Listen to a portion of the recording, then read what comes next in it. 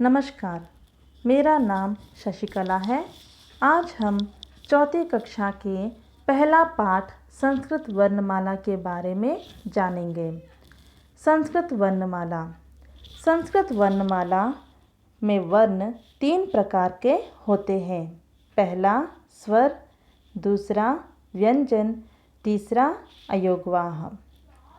पहला स्वर। स्वर यानी इंग्लिश में वोवल्स। स्वर का अर्थ है जो वर्ण बिना किसी दूसरे वर्ण की सहायता के बोले जा सकते हैं, उन्हें स्वर कहते हैं।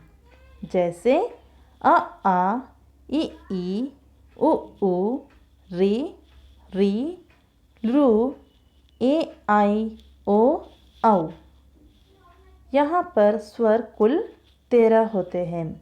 अ से लेकर औ तक जो अक्षर है कुल मिलाकर यह 13 है, यानी स्वर कुल 13 होते हैं।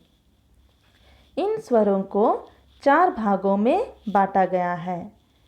पहला ह्रस्व स्वर, दूसरा दीर्घ स्वर, तीसरा संयुक्त स्वर तथा चौथा प्लुप्त स्वर। पहला ह्रस्व स्वर। ह्रस्व स्वर को इंग्लिश में शॉर्ट वोवल्स कहते हैं। ह्रस्व स्वर यानी जिन स्वरों के उच्चारण में एक मात्रा का समय लगता है उसे ह्रस्व स्वर कहते हैं। जैसे अ, इ, उ, रि, रू। इसे एक मात्रिक भी कहते हैं। इसका प्रयोग अब केवल वेदों में ही होता है। दूसरा दीर्घ स्वर। दीर्घ स्वर को इंग्लिश में लॉन्ग वोवल्स कहते हैं। दीर्घ स्वर यानी जिन स्वरों के उच्चारण में ह्रस्व से दुगना समय लगता है उसे दीर्घ स्वर कहते हैं। जैसे आ, ई, उ, री। इसे द्विमात्रिक भी कहते हैं। तीसरा संयुक्त स्वर। संयुक्त स्वर यानी 2 मात्रा से ऊपर वाले अक्षर को संयुक्त स्वर कहते हैं। जैसे ओ और औ। ये 2 अक्षर संयुक्त स्वर कहलाते हैं। जैसे अ प्लस आ की मात्रा प्लस ए की मात्रा इज इक्वल टू ओ। वैसे अ प्लस आ की मात्रा प्लस आई की मात्रा इज इक्वल टू औ। यहाँ पर हम इस ओ की मात्रा ओ और औ अक्षर को हम 3 भागों में यहाँ पे बांटे हैं।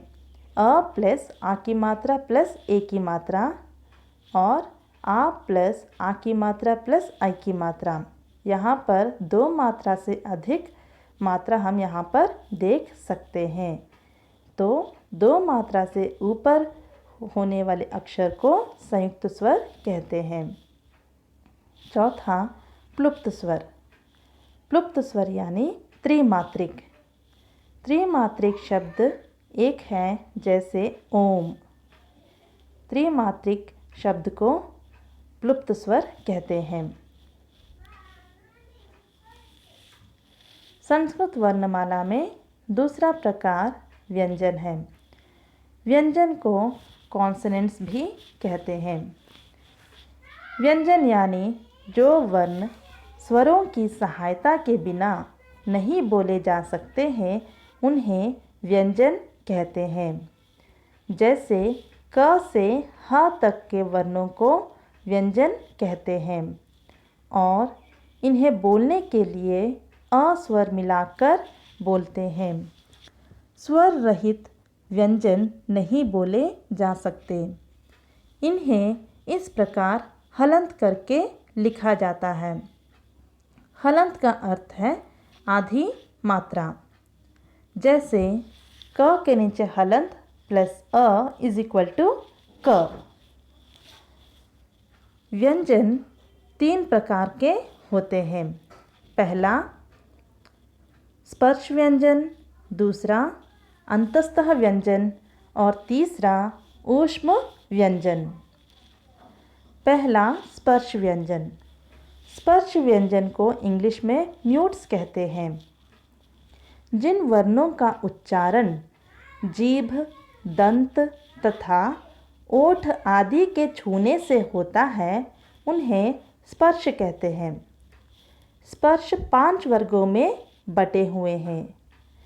प्रत्येक वर्ग का नाम पहले वर्ण के नाम पर रखा गया है, जैसे क वर्ग, च वर्ग, ट वर्ग, त वर्ग तथा प वर्ग।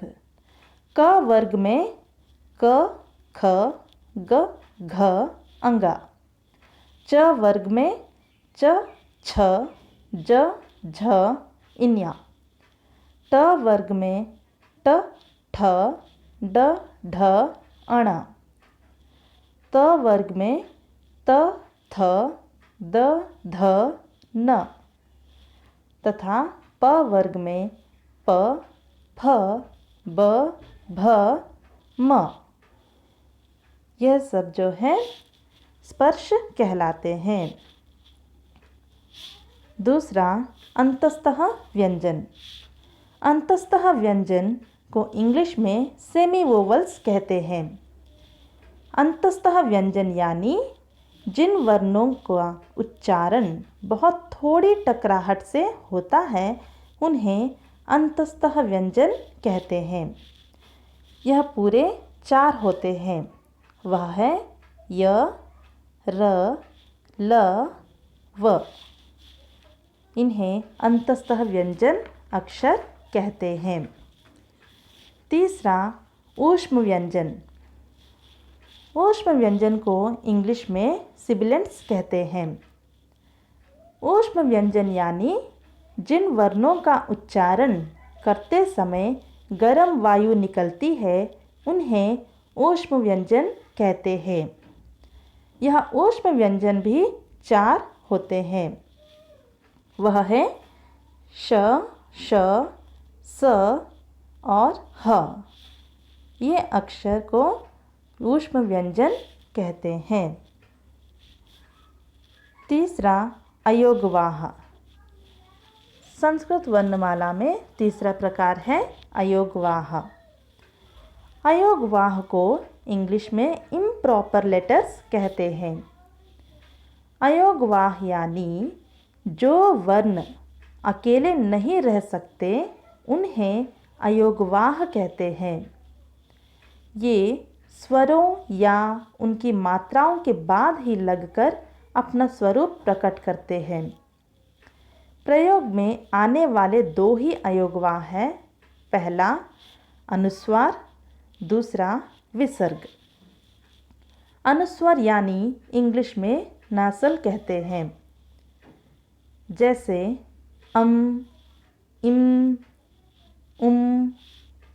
इन वर्णों के ऊपर बिंदु रूप लगाने पर उसे अनुस्वार कहते हैं और इसका उच्चारण तार की झंकार के समान होता है, जैसे संशय, संचय, सिंह, हंस आदि। दूसरा विसर्ग। वर्ण के साथ 2 बिंदुओं के रूप लगाने पर उसे विसर्ग कहते हैं। वर्ण के पीछे यानी वर्ण के बाद 2 बिंदुओं के रूप लगाने पर उसे विसर्ग कहते हैं। इसका उच्चारण स्वर के साथ हल्के ह के समान होता है, जैसे प्रातः, पुनः, दुख आदि शब्द। धन्यवाद।